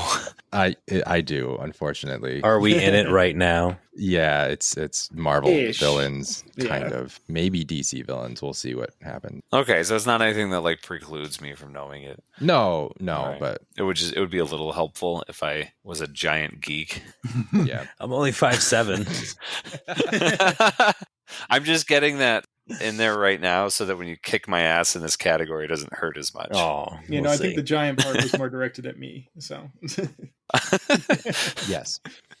All right. Do we do 6 or question 6 rather in 3, or do we, say the Green Goblin or something? I feel like we got really lucky in category 3 last time. I feel like we should just Me jump too. Yeah. All right. Let's go 2. So you're going with category 2? Mm-hmm. Question 3, category 2. Which villainous character in Marvel Comics is a time-traveling conqueror whose real name is Nathaniel Richards? Shit. Which villainous character in Marvel Comics is a not time-traveling it. conqueror whose real name is Nathaniel Richards? Sorry. I didn't think they were going to be so freaking direct. I know it went from like I didn't know if it was actually going to be all villains, and then he read the question like, okay. You got anything? the only thing that popped into my head because I was focused on Spider-Man villains, which was Silver Surfer, but I don't know if he time traveled. I just know he traveled while surfing very, very fast. But I don't know. The fact that the guy has like a real name isn't making me think of like Marvel intergalactic villains that Yeah, are that's just fair. who they are. It's like someone that has an It's alter a dude. ego. Is there someone with the last name Richards that we're supposed to know? Yeah, whatever your guess is fine with me, Randy. I feel like Silver Surfer's not right, but that's all I got. I think you're right. That's it. Silver All Surfer. right, that's it. You going with Silver Surfer? Yep. That's Norrin Rad. What do you got, Oh, dang it. Evan and Alex? Do you know it, Alex? I mean, so Time Traveling Conqueror made me think Kang, but then he's talking about Richards, which made me think Reed Richards, who's Mr. Fantastic from Fantastic Four. Don't give away any more answers. No, they're not going to be answers. I've decided. The answer is Kang. It's Kang. Is it Kang? It All right, is. let's go Kang. Is the Kang a disc? I have no idea, but it could be like Yaikun or something. Or it could just be, sometimes they have a Marvel disc company because they had a Star Trek one. Yeah, I think yes. Sure, let's do it. You guys agree? Yeah. I would say Yakun, but you say Yakun? What did you say? I thought it was Yaikun. Yaikun? Well, that's like phonetically how it's spelled. All right. December 13th, 2021, and we are tied. Hell They yeah. had a booth at the That expo. was a steal. Yeah, I saw them. I didn't see any Kangs though.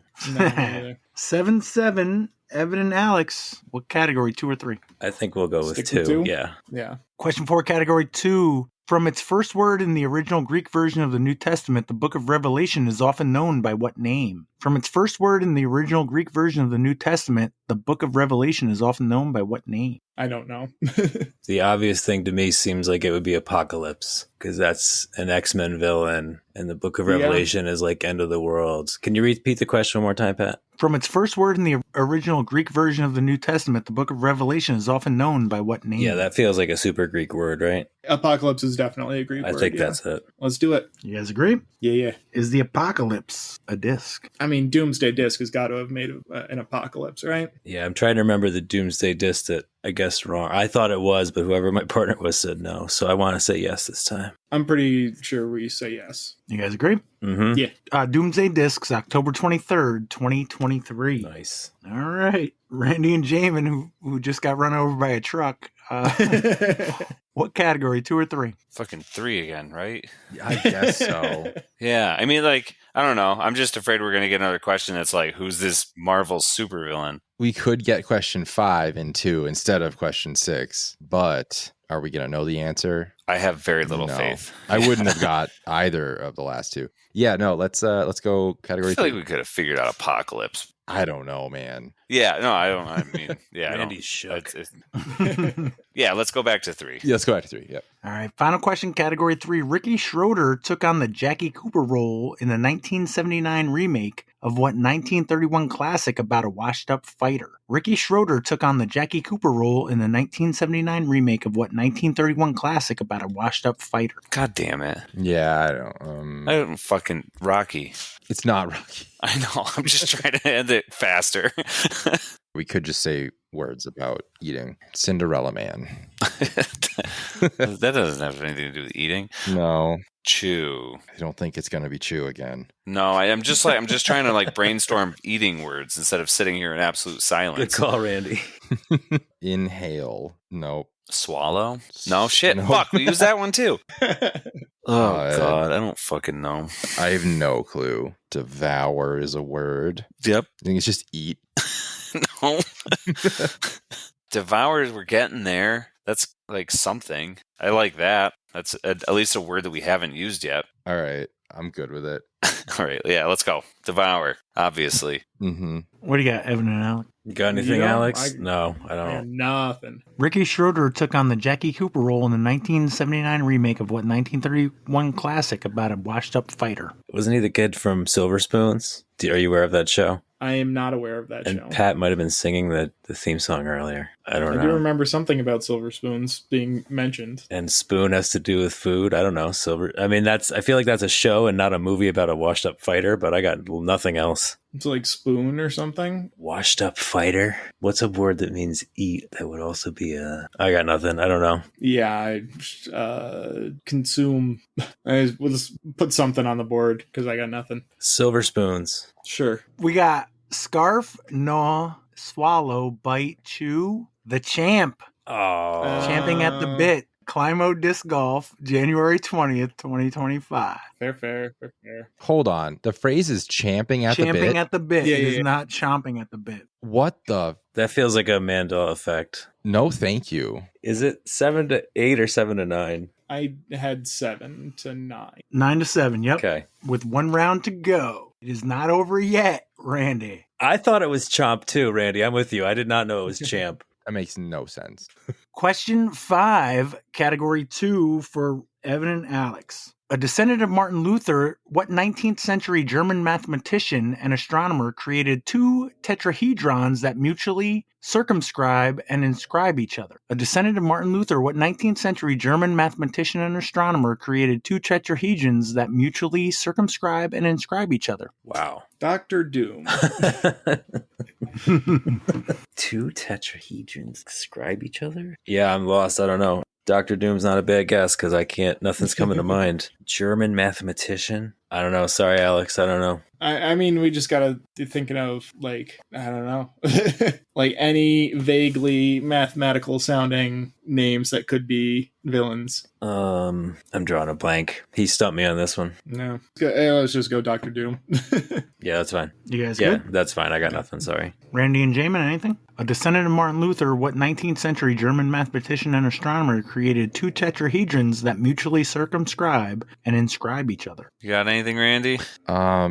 No. I'm just trying to think of like German names. Would Bohr work? I know he's not a mathematician, but It's got to be a villain's name too. yeah, that could be literally all of them. Like Well, all of these yeah. names are just like Was the shape that he described important to this? Is a tesseract named after a guy? Is his name Tesseract? Oh. That's what I was thinking of. I like that. It's better than us saying like Dr. Heisenberg or something.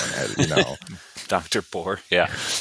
I'm fine with that. Tesseract, at least it's a cool sounding name. It sounds sick. That would be a cool villain I name. feel like that's, what is that from? There's a book, Swiftly Tilting Planet, I think. No clue. Yeah, I'll think of it later. But yeah, Tesseract, let's go with that. We're looking for Mobius. Nope, never. August Mobius. Mobius strip. Yeah. EV7, December 27th, 2021. Mobius M. Mobius, specifically. All right. Well, Randy and Jaimen, you have a chance to tie. Final question. Category 2. Of the 6 official languages used by the UN, which one is the native tongue of the most number of people? Of the 6 official languages used by the UN, which one is the native tongue of the most number of people? Oh, it's only easy because I actually know the villain's name. It's the Mandarin. I was going to say, it's got to be Mandarin, right? Yeah. It made sense like without the category. And then I was like, oh, yeah. That's it's an what I Iron was Man. looking for. And then Yeah. there's that one where it's like, what's the Marvel villain?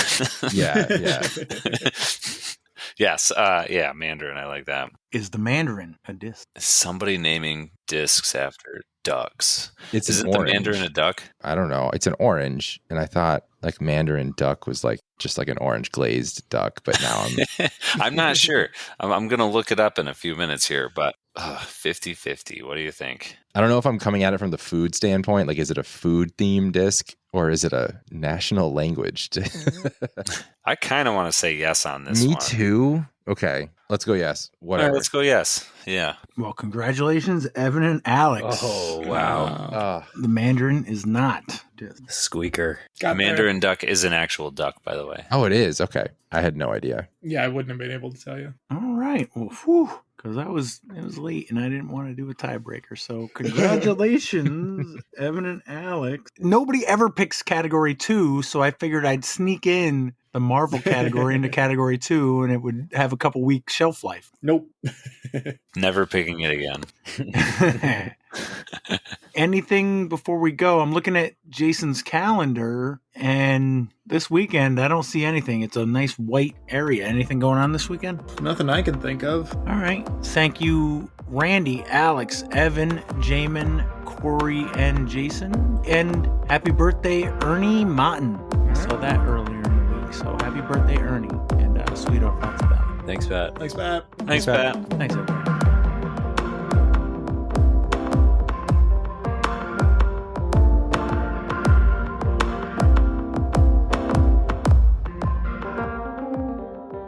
Hey, Jaimen, what's going on, stranger? Not much. I'm still a little bit sick, but I'm mostly better. Oh, that's good. I mean, you had to be pretty sick for Corey to beat you in a tag round, no? Jaimen was getting J parked. Yeah, I don't honestly remember most of my shots that round, but it just wasn't, nothing was working. It was like way colder than I expected it to be. But yes, I was also a little bit sick, but I can't blame it on that. Plus, we were loaded up with breakfast. Yeah, that's probably it. It was my whole egg sandwich. Yeah. Just need one more minute. It's not my fault Jason posts like the best way for me to find events in the area like a half hour before we record, so, you know. I noticed that. Been working on it for a while. I figured it was time. Mostly because Jess and I have to go through and divvy up what events we're playing. I haven't looked at it. Is it just the same spreadsheet in the TD group? I condensed it. There's 2 columns. One is the local events, which is like, within the disc cap area, and then regional events, which is nearby C tiers and B tiers, and then like New England A tiers. And then instead of like the big spreadsheet that we have that has like every day, I just did it by weekend. So you can kind of look at, okay, on this weekend, there's this and this going on. And then you'd have to like investigate more to figure out where it is and stuff. I see you color coded as well. Yeah, color coded also. It's for PGA tier, C tier, B tier, A tier. And then I also put all of our team challenge stuff in there. So like the New York default dates, and then the disc captains and Stony Kill matches that I knew about. And then also had a color coding for all the women's events in New England. What's the color coding for Hudson Valley Disc Golf Podcast Player of the Year event? There needs to be an asterisk. I was going to maybe put them in bold. I don't know. Like, Looked like a lot of work you put into it, and then the first bunch of comments, hey, can you add this? Can you add this? Can you add this? yeah, I was definitely expecting that.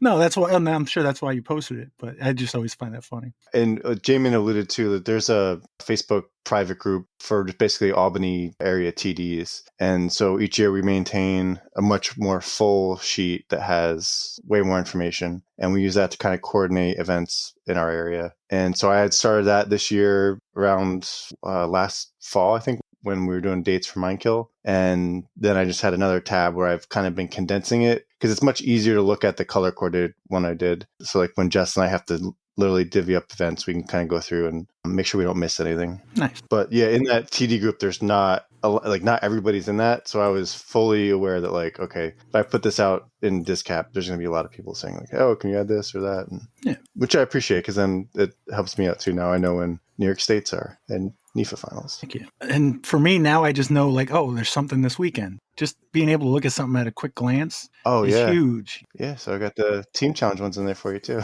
Yeah, no, it's awesome. Which, like, I think most people probably don't care about unless they're on a team. But again, I kind of did this for me and Jess, so it makes sense for us. We could plan our weekends accordingly now. Absolutely. This already began. This was for basically 2025. So nothing for February 1st and 2nd. Okay. Actually, I think you should add this. I don't know. But and I haven't really even looked into the details yet because I didn't really consider that it was this close. But I think they're doing something for Groundhog's Day at Port Jervis. So that's more for me, just to be like, oh, maybe I'll do that. That's the whole thing? Groundhog Day? Didn't he die? I think you might be reading an Onion article or something. Didn't Punxsutawney Phil? I'm sure there's been 47 Punxsutawney Phils. What? I thought we lost Phil. We lost an imposter. Please don't quote me on this, but I'm pretty sure that is not the original Groundhog from the very first time that ever happened. Damn, I thought they had him juiced up. I feel like Phil is probably more of a title than an actual individual groundhog. I would be very surprised if the one from the movie Groundhog Day is still alive. So yeah, I just Google searched it. Average lifespan of a wild groundhog is 2 to 3 years, and they can live up to 6 years in captivity. All right. Oh, okay. Well, we know this one's in captivity. So I read that wrong. They can live up to 14 years in captivity. So we're only on like the 10th. All right. Well, that movie was 90s, wasn't it? Groundhog Day? Mm-hmm. I expected more. 1993.